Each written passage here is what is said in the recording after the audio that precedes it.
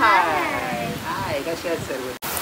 तेव्हा बघताय म्हणजे संध्याकाळी 6 वाजता जो पाऊस सुरू झाला आहे ना तो आत्तापर्यंत पाऊस चालूच आहे. कंटिन्यू पाऊस चालू आहे आणि जिथे पाणी भरत नाही तिथे पाणी भरायलाही सुरू. हाय हाय तर मित्रांनो, कसं वाटतंय सूप आपला स्पेशल मी बनवलेला. तर आता सर्दी खूप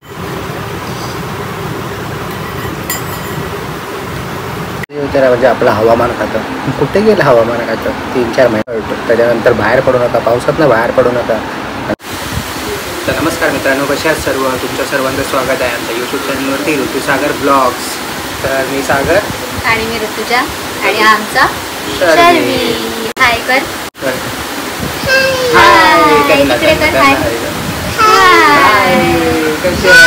हाय कसे आहे सर्व? तर शर्वीला जाम कंटाळा आलाय कारण की आता बाहेर पडतोय पाऊस. तुम्हाला असं दिसत असेल की बाहेर पाऊस पडतो. पाऊस कारण की खूप वीज कडकते.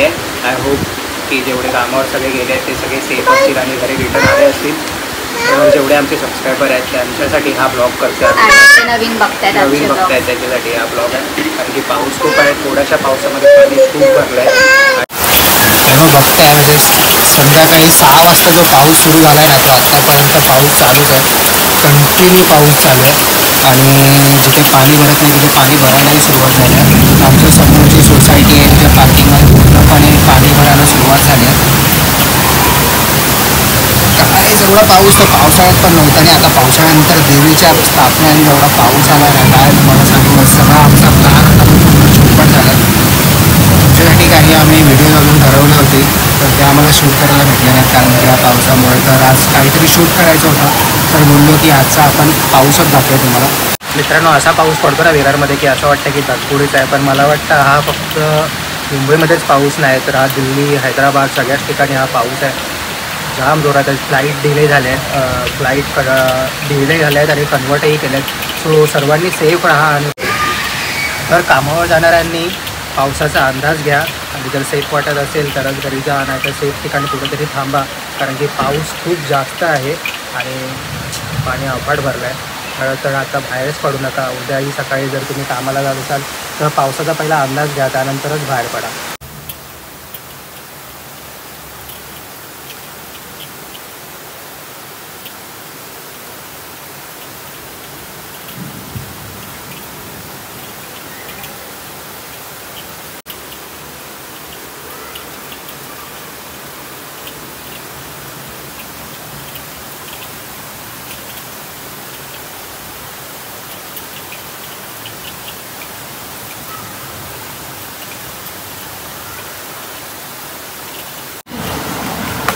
काय खातो?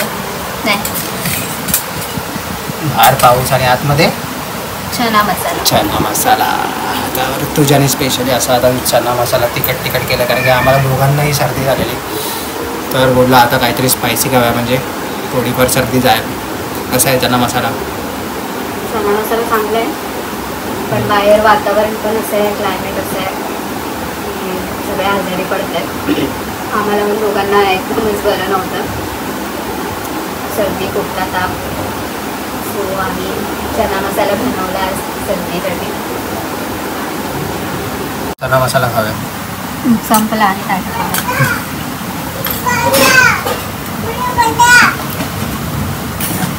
खातो तू? काय खातो?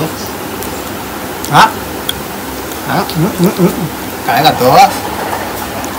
कुठे गेला पुढे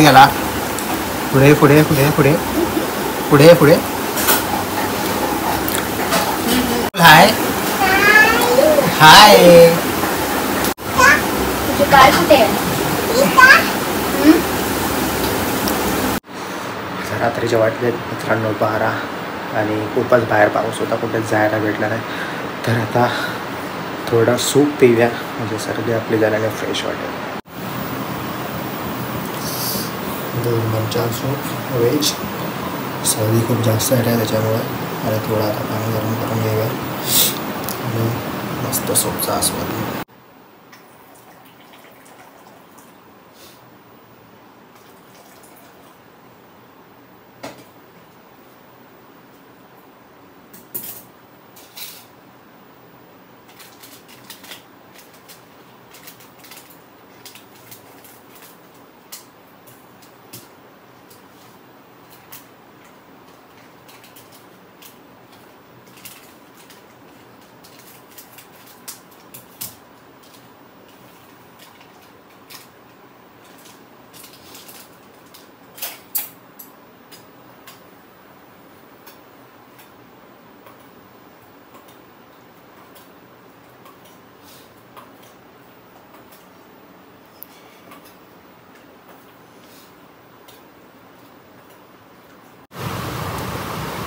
मित्रांनो कसं वाटतंय सूप आपला स्पेशली मी बनवलेला.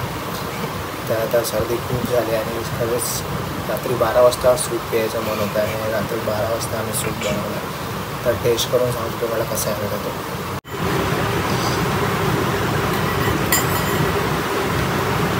मांजरीवाणी पित आहे सूप लपून लपून कोपऱ्यात बसून.